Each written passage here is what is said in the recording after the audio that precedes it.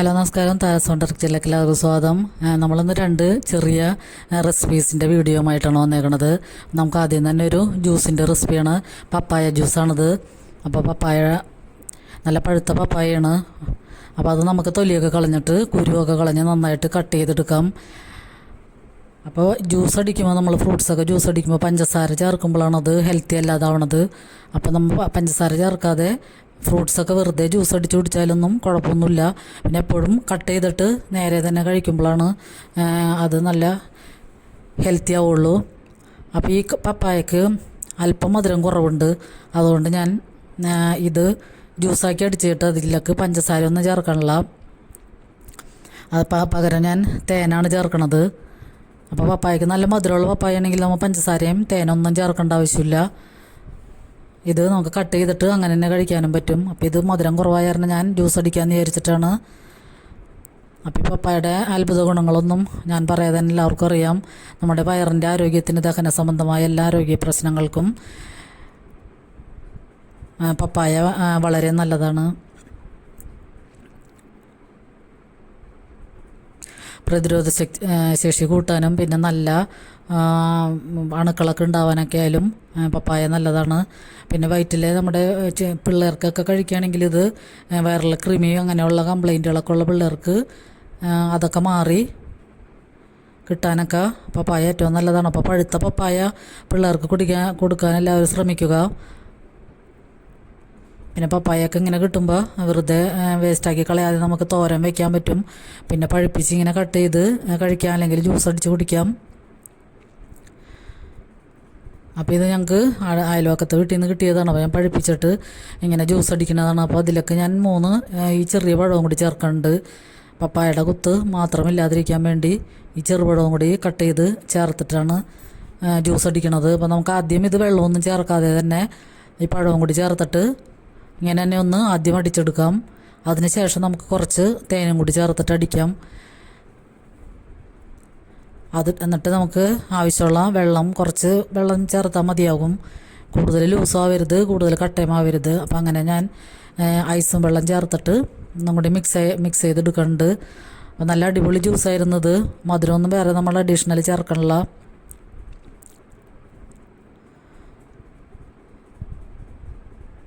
അപ്പോൾ നമ്മുടെ ജ്യൂസ് റെഡിയാണ്. അപ്പോൾ ഇതിലൊക്കെ നമുക്ക് തേനും കൂടി ചേർത്തിട്ട് ഒന്നും കൂടി അടിച്ചു കൊടുക്കാം. പിന്നെ ഞാൻ വെള്ളവും കൂടി മിക്സിയിലൊക്കെ ഒഴിച്ചിട്ട് അതും കൂടി ചേർത്തിട്ടാണ് അടിച്ച് മിക്സ് ചെയ്യണത്. എന്നിട്ട് നമുക്ക് ഫ്രിഡ്ജിൽ എടുത്ത് വയ്ക്കുകയാണെങ്കിൽ ആവശ്യത്തിന് നമുക്ക് വൈകുന്നേരം അല്ലെങ്കിൽ ഉച്ചക്കോ രാത്രി ഒക്കെ കഴിക്കാൻ പറ്റും. അപ്പോൾ വളരെയധികം ഹെൽത്ത് ബെനിഫിറ്റുള്ളൊരു ഫ്രൂട്ടാണ് പപ്പായ.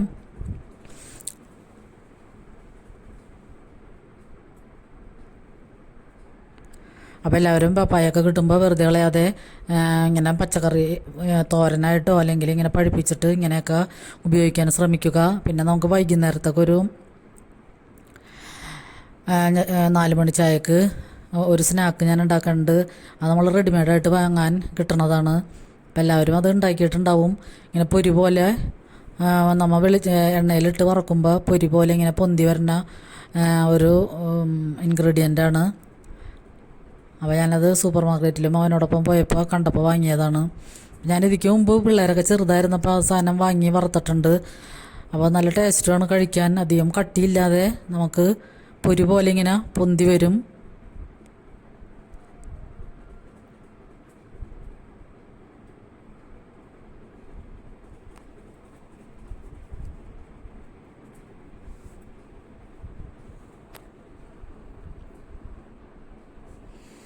അപ്പോൾ നമ്മുടെ ജ്യൂസ് ഇവിടെ റെഡി ആയിക്കൊണ്ടിരിക്കുകയാണ്. ആവശ്യമുള്ള വെള്ളം കൂടി ചേർത്തിട്ട് നമുക്കൊന്ന് നന്നായിട്ട് മിക്സ് ചെയ്താൽ മതിയാകും. അപ്പോൾ തേൻ ഞാൻ കുറച്ചും കൂടി ചേർത്ത് കൊടുക്കുന്നുണ്ട്. തേനിൻ്റെ മധുരമാകുമ്പോൾ നമുക്ക് ഹെൽത്തിനൊക്കെ കുഴപ്പമില്ലല്ലോ, അതുകൊണ്ട് കുറച്ചും കൂടി തേൻ ചേർത്ത് കൊടുക്കുന്നുണ്ട്. എന്നിട്ട് നന്നായിട്ട് മിക്സ് ചെയ്തിട്ട് വേറെ ഇൻഗ്രീഡിയൻ്റ് ഒന്നും ഇതിലേക്ക് ഒന്നും ചേർക്കേണ്ട ആവശ്യമില്ല. നമുക്കിത് തണുപ്പിച്ച് ഉപയോഗിക്കാം.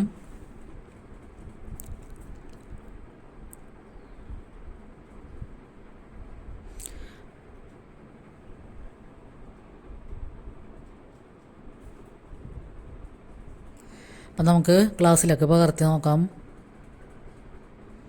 നല്ല കളർഫുൾ, നല്ല കളറായിട്ടുള്ള നല്ല ജ്യൂസാണ്. വേണമെങ്കിൽ ഇതിലൊക്കെ നമുക്ക് വേറെ ഫ്രൂട്ട്സൊക്കെ ഉണ്ടെങ്കിൽ അതൊക്കെ ചേർത്ത് കൊടുത്തിട്ട് എടുക്കാം. ആപ്പിളോ പൈനാപ്പിളോ ഒക്കെ ചേർത്ത് ജ്യൂസ് അടിക്കാം. അപ്പം ഞാൻ നേരത്തെ പറഞ്ഞ 4 മണിക്ക് നമുക്ക് ചായക്കൊപ്പം കൂട്ടാൻ പറ്റിയൊരു ഡിഷാണിത്. ഇങ്ങനത്തെ വറുത്ത് പൊരി പോലെ വറുത്ത് പൊന്തി വരുന്നത്. അപ്പം ഇത് വറക്കുമ്പോൾ നമ്മൾ ഓയിൽ ഒഴിച്ചിട്ട് തീ ഒട്ടും കൂട്ടി വെക്കരുത്. ഫ്ലെയിം തീരെ കുറച്ച് ലോവിൽ വെച്ചാലാണ് ഇത് പൂ പോലെ പൊന്തി വരുള്ളൂ. തീ കൂടിക്കഴിഞ്ഞാൽ ഫ്ലെയിം ഹൈയിൽ നിന്ന് കഴിഞ്ഞാൽ ഇത് ചുരുങ്ങിപ്പോകും, പൂ പോലെ പൊന്തി വരില്ല, ഇതിന് കുറച്ച് കട്ടിയുമായി പോകും. അപ്പോൾ ഏറ്റവും ലോ ഫ്ലെയിമിൽ ഇട്ടിട്ട് വേണം. കുറച്ച് ഓയിൽ ഒഴിച്ചിട്ട് നമുക്ക് കുറേശ്ശെ വറുത്തെടുത്താൽ മതി. ഇത് വറക്കാൻ അധികം സമയം വേണ്ട, പെട്ടെന്ന് തന്നെ ഒരു സെക്കൻഡ് കൊണ്ട് തന്നെ ഇത് പൊന്തി വരും. അപ്പോൾ അധികം ഓയിൽ ഒഴിക്കാതെ നമുക്ക് ഓയിൽ വേസ്റ്റ് ആക്കാതെ എടുക്കാം. കുറേശ്ശെ ഇട്ട് വറുത്തെടുത്താൽ മതിയാകും. അപ്പം ഞാനിത് ഉച്ചയ്ക്ക് മുമ്പാണ് ഇത് വറുത്തെടുക്കുന്നത്. അപ്പം ഞാനിത് വറുത്തതിന് ശേഷം ടിന്നിലടച്ച് വെക്കുകയാണ് ചെയ്യുന്നത്, വൈകുന്നേരത്തെ ചായക്ക് എടുക്കാൻ വേണ്ടി. അപ്പോൾ ഇത് നല്ല അടിപൊളി ടേസ്റ്റാണ്. ഇത് കുറേ ഉണ്ടെങ്കിലും നമ്മൾ കാണുമ്പോൾ കുറേ ആയിട്ട് തോന്നും, പക്ഷെ കഴിക്കുമ്പോൾ പെട്ടെന്ന് തീർന്നു പോകും. അധികം കനമില്ലാത്ത കാരണം പെട്ടെന്ന് കഴിക്കാൻ പറ്റും. അപ്പോൾ പിള്ളേർക്കൊക്കെ പ്രായമുള്ളവർക്കൊക്കെ ഇത് ചായക്കൊപ്പം കഴിക്കാൻ നല്ല അടിപൊളിയാണ്. അപ്പോൾ ഇങ്ങനത്തെയൊക്കെ കാണുമ്പോൾ ഒരു പ്രാവശ്യമൊക്കെ എല്ലാവരും ഒന്ന് ട്രൈ ചെയ്ത് നോക്കുക. നല്ലോണം ക്രിസ്പി ആയിട്ടുള്ള സാധനമാണിത്, നല്ല ടേസ്റ്റും ഉണ്ട്. അപ്പോൾ സപ്പോർട്ട് ചെയ്ത് നമ്മുടെ വീഡിയോക്ക് കമൻറ്റ് ഇടുന്നവർക്കൊക്കെ ഒത്തിരി നന്ദിയുണ്ട്. അപ്പോൾ ലൈക്ക് ബട്ടൺ അമർത്താൻ ആരും മറക്കരുത്. പിന്നെ സബ്സ്ക്രൈബ് ചെയ്യാതെ കാണുന്നവരുണ്ടെങ്കിൽ ഒന്ന് സബ്സ്ക്രൈബ് ചെയ്ത് സപ്പോർട്ട് ചെയ്യണേ.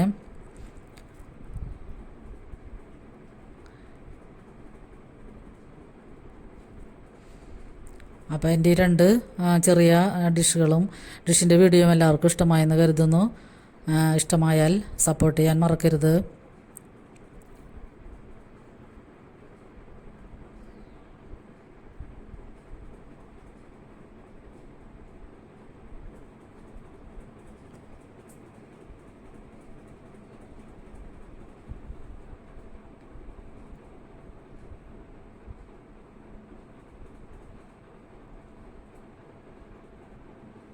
അപ്പോൾ അടുത്തൊരു അടിപൊളി വീഡിയോയുമായി വരുന്നതുവരെ എല്ലാവർക്കും ഒരുപാട് നന്ദി.